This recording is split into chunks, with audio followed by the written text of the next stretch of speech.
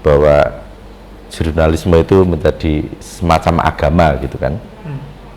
Dan 9 elemen jurnalisme dari Bilkovat itu seakan-akan menjadi apa ya, semacam kitab suci gitu.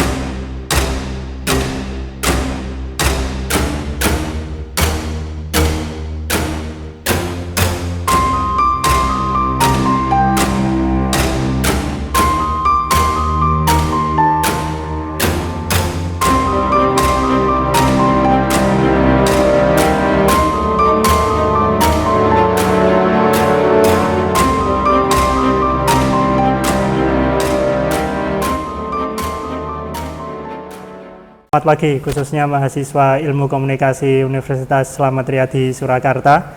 Kali ini kita masuk dalam mata kuliah jurnalisme, dan hari ini kita akan membahas tentang 9 elemen jurnalisme yang dalam teori dikemukakan oleh Bilkovat. Dan kalau di Indonesia saya membawa bukunya Agama Saya Adalah Jurnalisme, karya Andreas Harsono. Ini adalah terjemahannya. Untuk membahas hal tersebut, kita bersama wartawan senior dari Tempo, Mas Ahmad Rafiq. Selamat pagi, Mas. Selamat pagi juga pada para mahasiswa. Oke, kalau dilihat dari tampangnya emang wartawan senior di Kota Solo. Kelihatan tua gitu ya.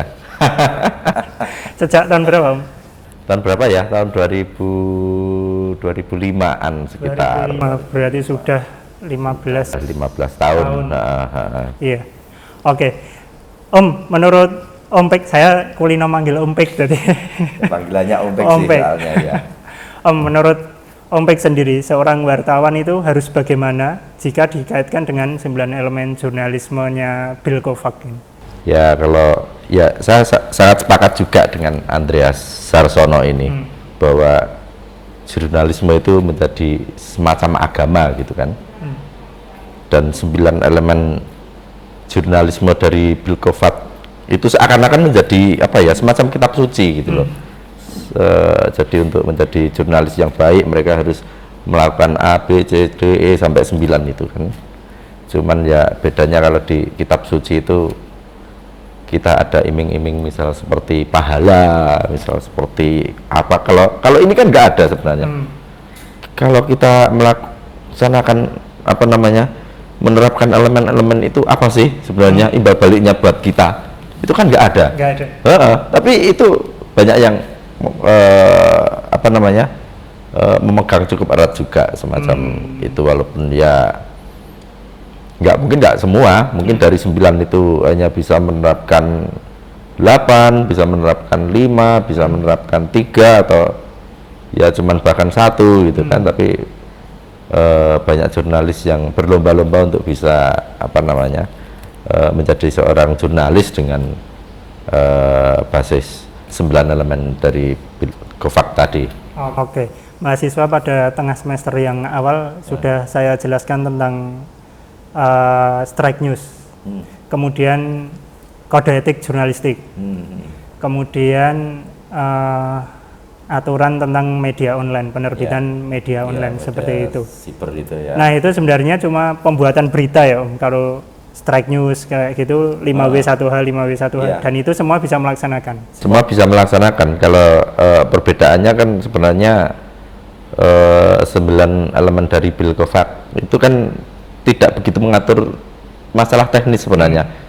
Lebih pada apa ya, ideologis, akhlak ya, akhlak. Iya, hampir sama dengan ya kode etik masih sedikit teknis juga sih. Kalau 9 elemen ini merupakan dasar bagaimana kita apa namanya mentaati kode etik, bagaimana kita bekerja secara teknis, ini menjadi dasarnya, menjadi pedoman filosofisnya saat kita mau bekerja. Kalau ya jujur mungkin dari sekian banyak wartawan yang ada di Indonesia hanya sedikit yang pernah membaca lengkap buku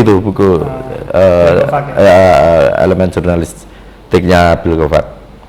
Mungkin sebagian hanya pernah mendengar, membaca resumnya, atau ya cuman nonton di YouTube kayak gini gitu. Dan tapi mereka semua sebenarnya bisa bekerja secara teknis, mereka bisa bekerja.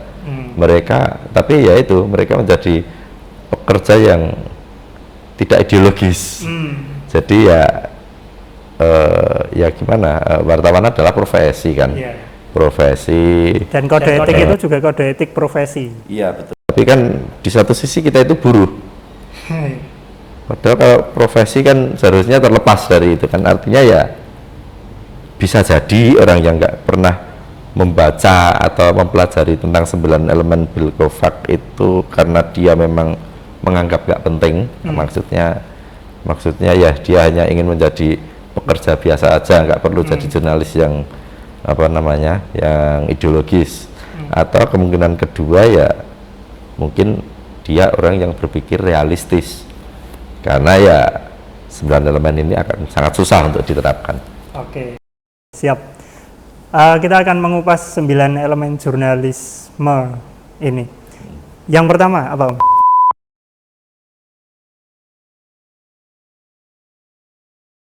Pertama ya kewajiban jurnalis adalah terhadap kebenaran. Artinya dia harus menyampaikan sesuatu yang benar.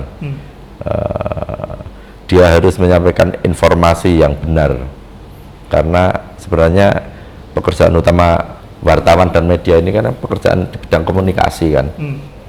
Dia memberikan informasi kepada masyarakat. Kita nggak bisa membayangkan bagaimana kalau masyarakat ini mendapat informasi yang salah semacam itu. Cuman di sini ada banyak ini juga kan, apa namanya, informasi sekarang apalagi melalui media sosial segala macam, masyarakat udah bingung mana ini yang benar, mana yang salah. Nah itu tugas wartawan. Tugas wartawan adalah menyampaikan informasi yang benar yang mungkin sudah disaring, sudah disucikan dari apa namanya debu-debu yang mungkin apa namanya mungkin masuk.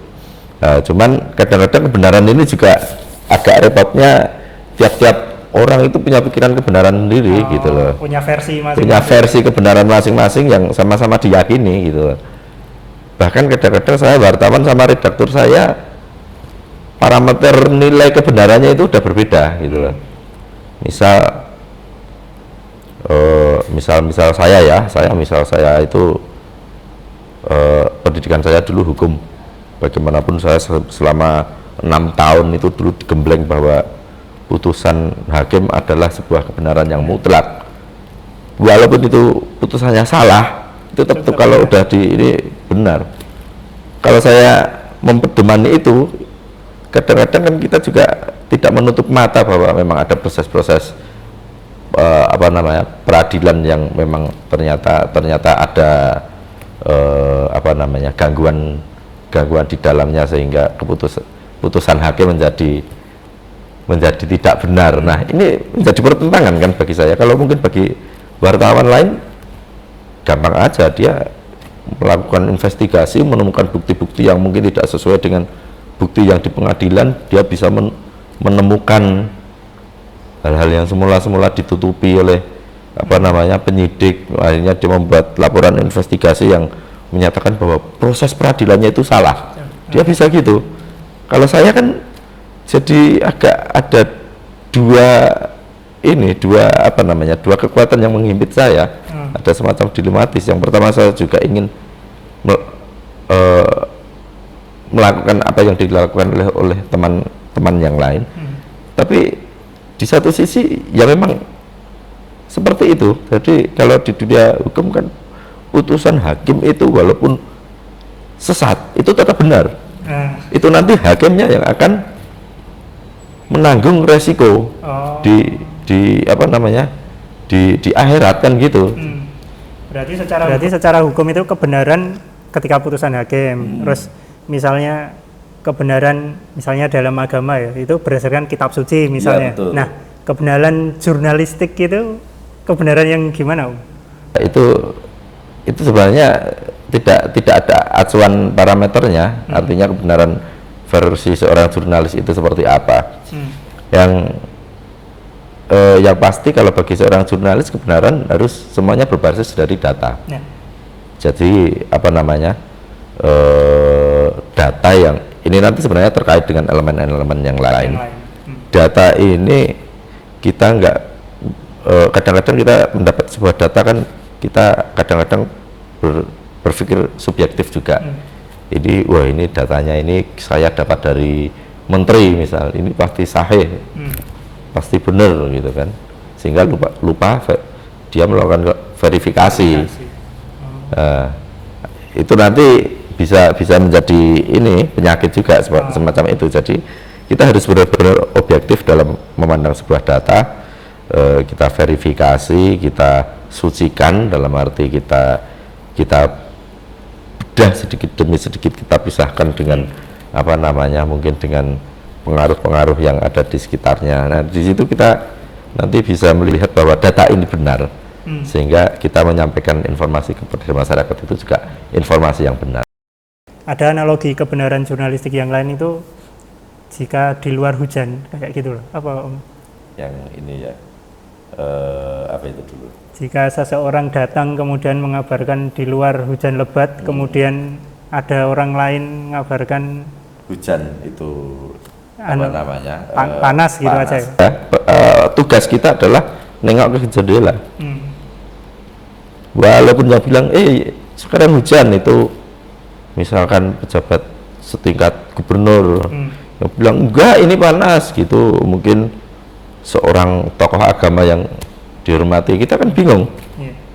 Kita kan ya mau siapa yang benar, padahal solusinya gampang, nengok ke jendela, lihat, semacam itu. Itu.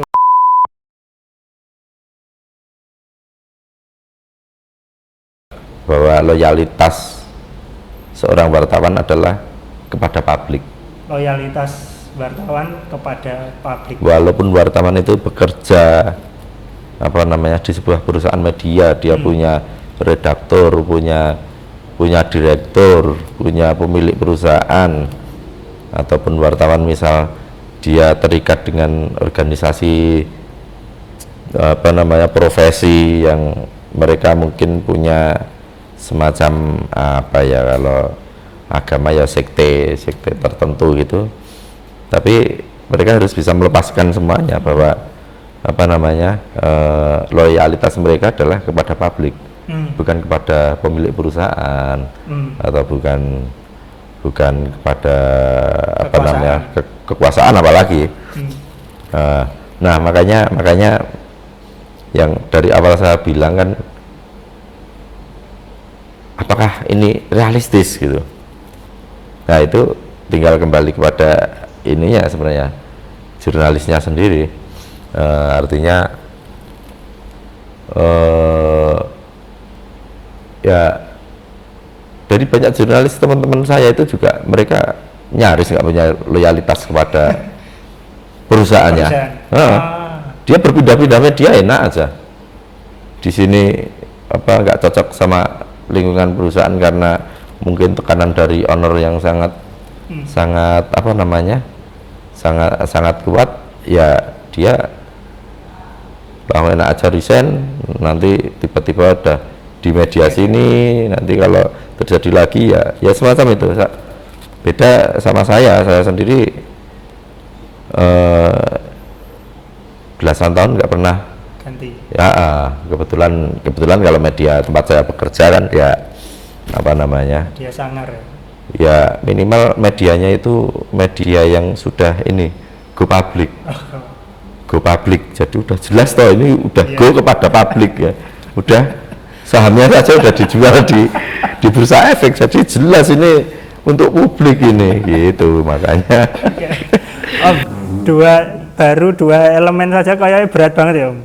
Satu, memegang kebenaran, kedua loyalitas kepada publik. Nah iya, itu udah berat sekali. Makanya pada awal saya tadi udah ngomong bahwa mungkin kenapa orang tidak perlu membaca 9 elemen jurnalis itu tadi. Yang pertama kemungkinannya dia memang nggak nyandak gitu, nggak nyandak ininya. Yang kedua ya dia nganggap itu percuma, nggak mungkin bisa dilakukan. Naif. Ya, naif ya. Mereka lebih realistis. Kalau saya mikir kayak gitu, mereka lebih realistis. Itu baru 2, belum nanti yang lainnya. Oke, kita nginjak ke elemen ketiga dari 9 elemen jurnalisme. Disiplin verifikasi.